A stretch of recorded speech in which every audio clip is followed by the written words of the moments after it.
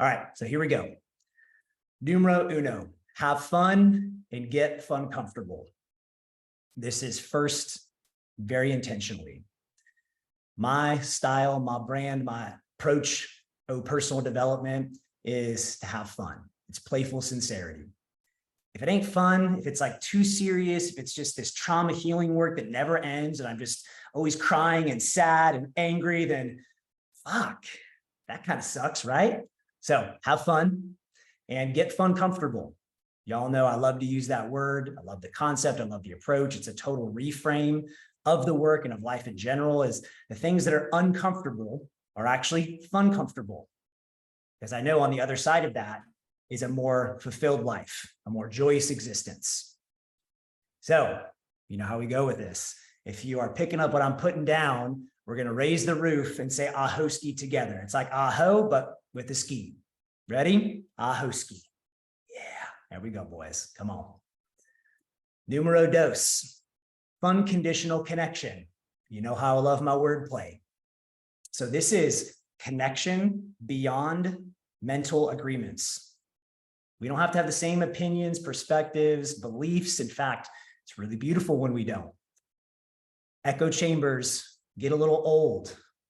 I get a little biased. I'm not stretched. I'm not challenged. And so the intention of this container is to be like-hearted over like-minded. It's to find the similar values, find that like-heartedness. We agree on some things, great, but we transcend agreements in this container. FUNconditional connection, ahoski. Yeah, great. This is a safe space to not play it safe.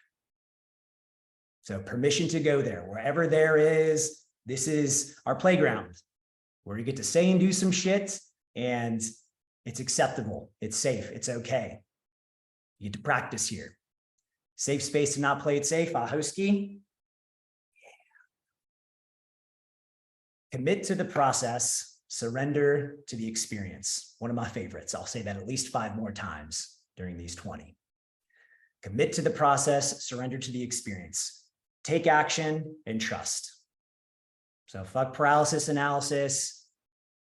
Commit to the process, surrender to the experience. The journey is the destination. You know all these cliches, but damned if they aren't absolutely righteous and true. Ahoski. Commit to the process, surrender to the experience. Awesome. And I'll post these in the thread too and pin it so you have it for reference. And just a side note, I recommend take these, use them for yourselves. So many guys that I work with are working with other men. They're coaching, they're just leaders in their community. I expect that all of you are in one way, shape, or form. In fact, I know that you all are. You wouldn't be here if you didn't have that calling on some level.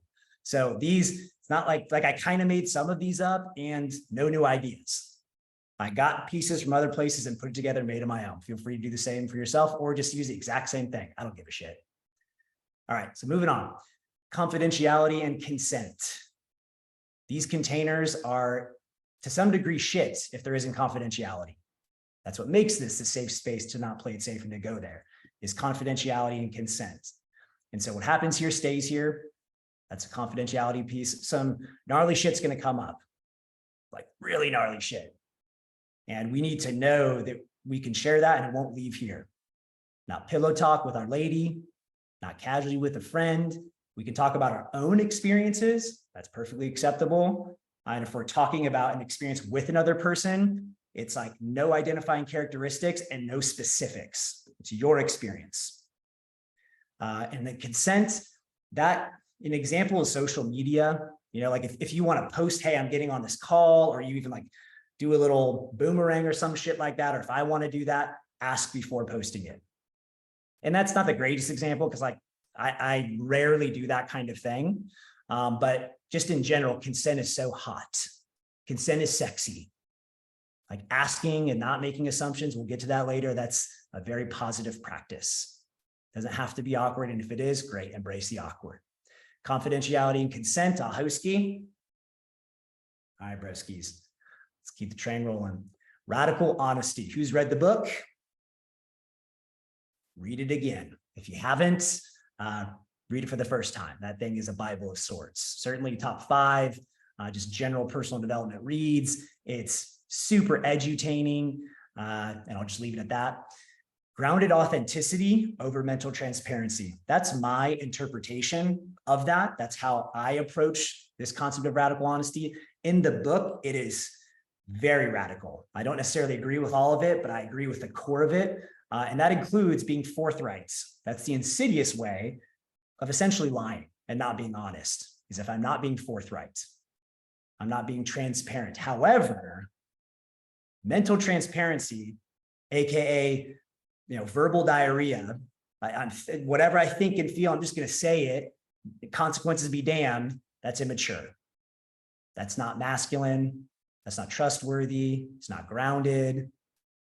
And sometimes that can be really hurtful. And the idea behind grounded authenticity is for the greater purpose of love and that FUNconditional connection. It's not always going to feel really good in the moment. It's not always going to be popular and might not always be received well by another person or a group, but you know in your heart where you're coming from.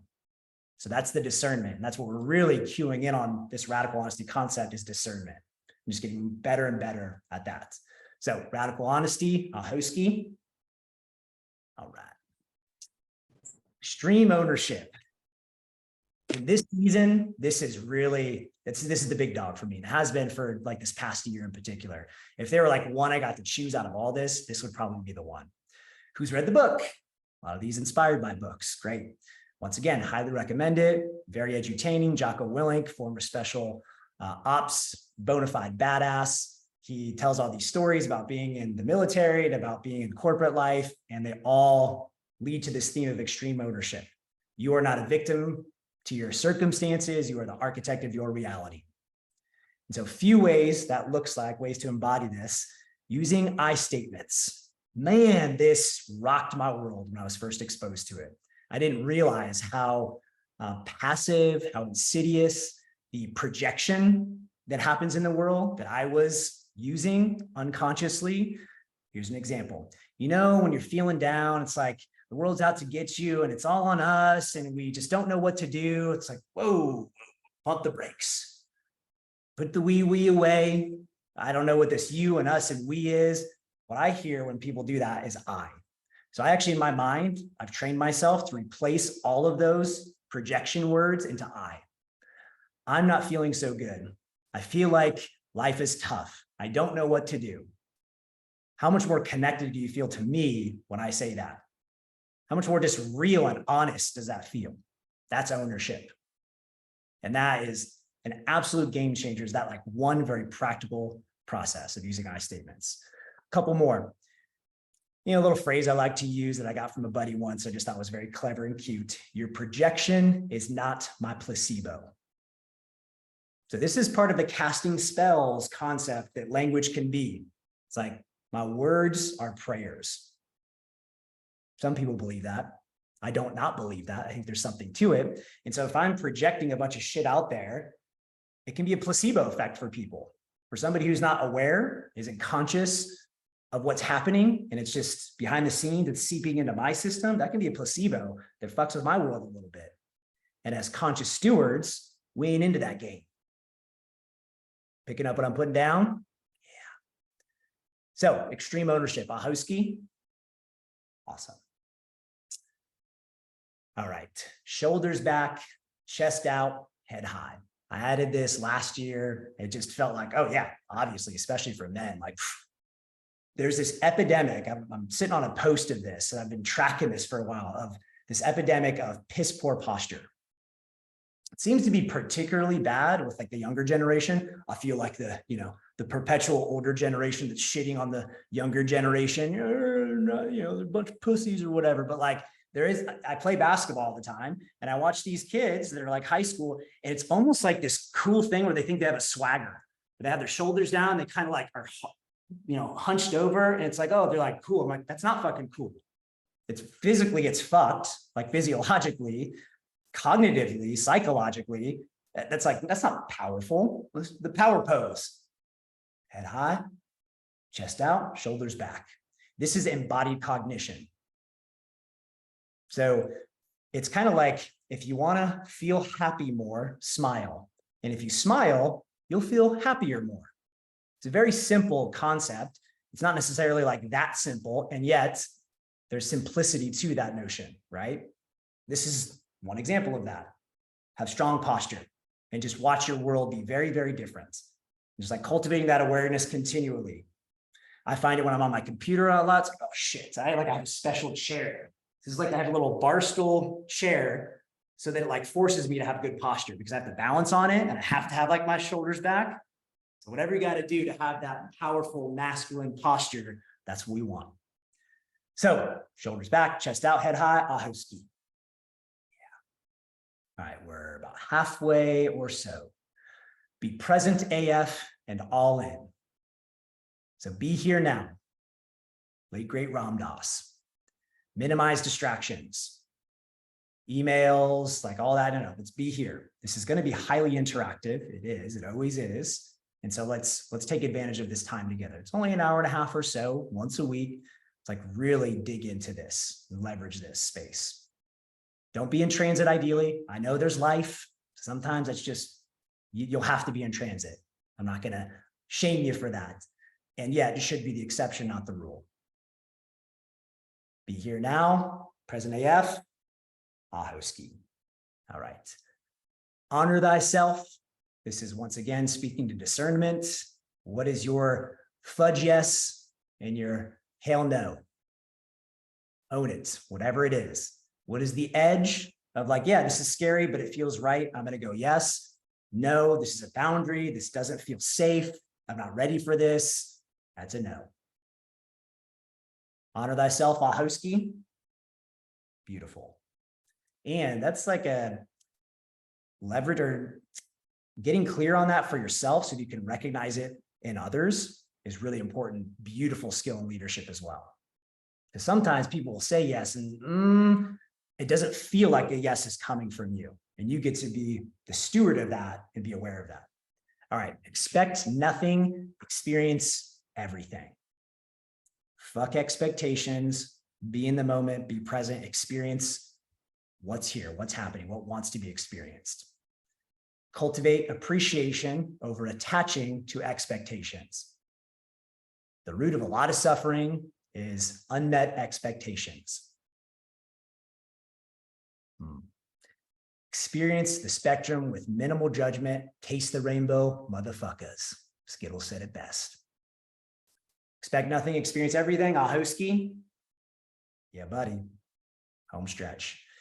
Ask for what you want and don't be attached to getting it. Such a powerful practice. Y'all have heard me reference this before, most of you. There's an incredible TED Talk. I think it's called like 100 Days of Rejection Therapy. And it's extremely inspiring. This guy for 100 days just asks for a bunch of absurd, outlandish shit. And he gets a lot of it. Some of it's like dumb and kind of meaningless, but the process is so inspiring, so important. Asking for what I want is like, it's everything in a lot of ways. I remember being in jobs, I would be afraid to ask for a raise, and then I would start to be resentful and be like, why don't they give me a raise? Like, why don't they appreciate me? And it was just like creating this weird story. I was like, well, I didn't ask for it. It's not personal. It's like, I got to ask for it. I have to be my own advocate. And the minute, the day-to-day, being willing to do that is huge. And then the caveat is don't be attached to getting it. If I ask for something and then I get rejected, and then I tuck my tail between my legs and I stop asking because I didn't feel good, it's like, well, you're not always going to get what you want. But the process of asking for it is really important. And so we're going to engage in some rejection therapy throughout our time together and just get impervious to rejection from the perspective of like, oh, cool, on to the next one. That's just part of life. Not always going to get my way, but I'll get it more if I'm willing to ask for it more. Ahoski. Yeah. Do less. Less is more.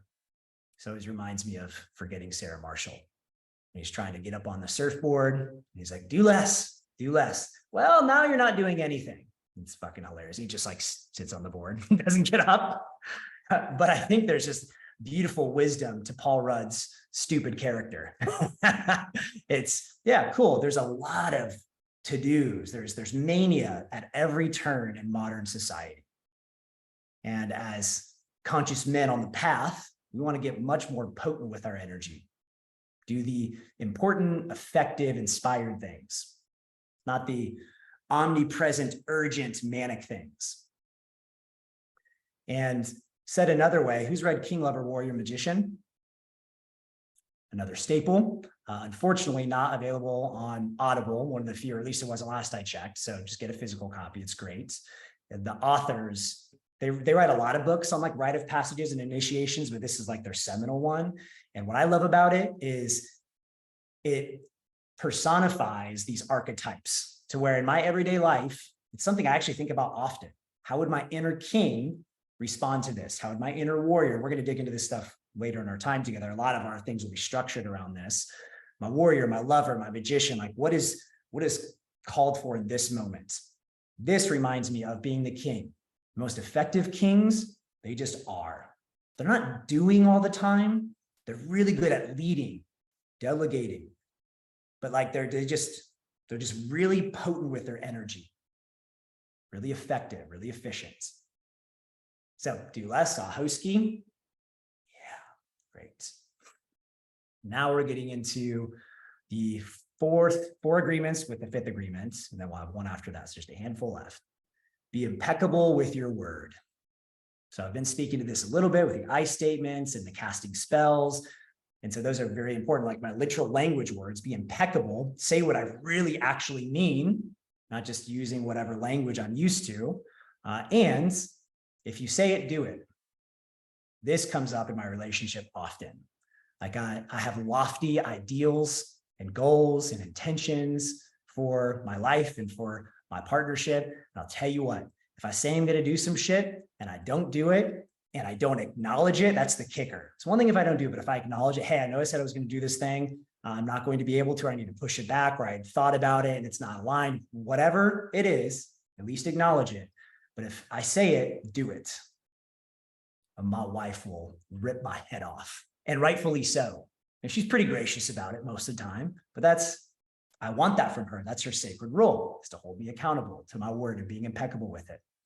To me, that also means don't overcommit. A chronic overcommitter over here, recovering people pleaser in perpetuity.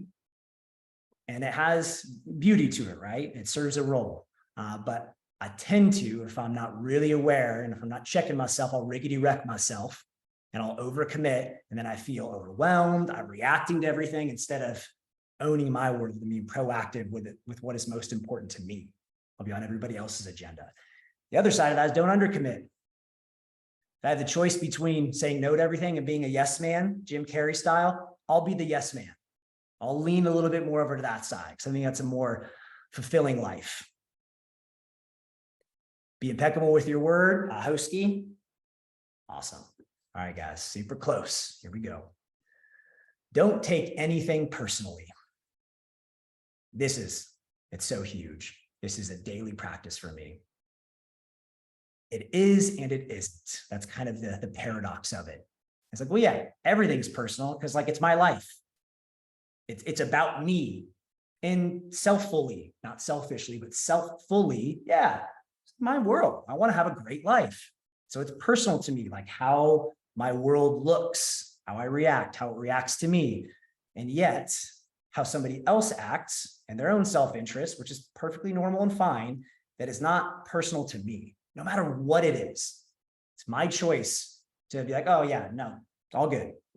Doesn't mean I'm a pushover, but don't take it personally. A really beautiful, important practice for awakened, superior men. Don't take anything personal, Ahoski. Yeah. All right. Don't make assumptions. You've heard it said, assumptions make an ass out of you and me, or assuming makes an ass out of you and me. Crystal clarity. This, another gift that keeps on giving. Whenever I make an assumption, it's like, oh, it comes to bite me in the ass often. It's like, oh yeah, it wasn't. I'll err on the side of being annoyingly clear so that there is clarity, less gray. And I also get to surrender that there's a lot of fucking gray in life, a lot of paradoxes and all this stuff I'm saying. It's like, yeah, it's great to get to black and white and to clarity to the extent I can, but I'm not addicted to that. I'm not like desperate for it to be that way, but I'm going to do my best to make it that way and then surrender to the gray. It's inevitable. Don't make assumptions. Ahoski. 3 left, y'all. Always do your best. Yeah. Just cheesy and beautiful. Yeah, I do this every time. Feel like always do your best. Feels like I heard that in kindergarten and it rings true today. How you do anything is how you do everything. One of those quotes, ideas that I heard a while ago, and I was like, oh man, ain't that some shit? Really beautifully confronting. If I do the dishes like a dickhead, what else am I doing like a dickhead? So always do your best in all your things. And that doesn't necessarily mean the whole paralysis analysis. Again, there's always exceptions to these rules. And yet, man, I want to feel like I authentically believe I'm doing my best in all my endeavors. Ahoski. All right, here we go. This is the 5th bonus agreement, another book, The 4 Agreements, Don Miguel Ruiz. Definitely check it out. It's a goodie. It's like a personal development classic, foundational read. Be skeptical, but learn to listen. So a balanced perspective. For me, the way I've kind of made this my own, it reminds me of a Bible quote that my dad has said to me throughout my life. And this is my paraphrasing of it. Be quick to hear, slow to speak, and slow to emotion. So just to unpack that a little bit, quick to hear, I'm present, I'm listening to what's being said and what isn't being said. I'm processing that. I'm being skeptical and like kind of putting it through my filters, but I'm also listening and just like really bringing all this together. Then I'm slow to speak. So I'm calculated, cool, calm, collected with my words before I cast a spell, before I pray. I want it to be something that is real, that is true, that is aligned in integrity. And from there, I'm even slower to emotional reactivity. I'm not hijacked by my emotions, my frustration, sadness, fear, whatever. It's like, no, it's trustworthy. It's solid. It's patient. It's peaceful. It's direct. It's powerful. Be skeptical, but learn to listen. Ahoski.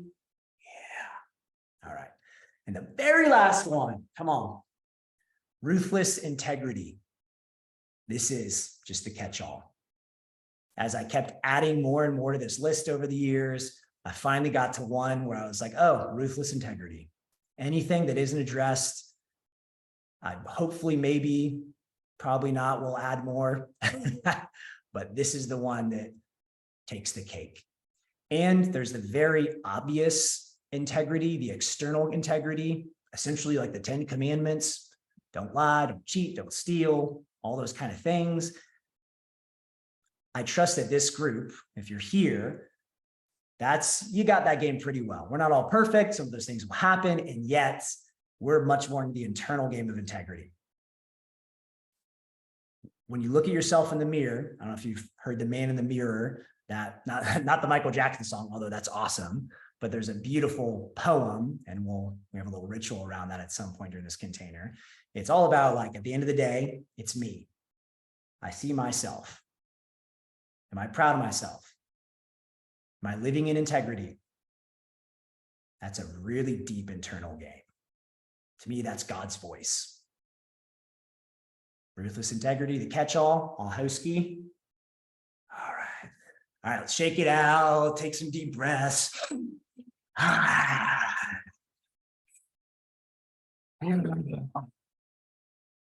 Sink in.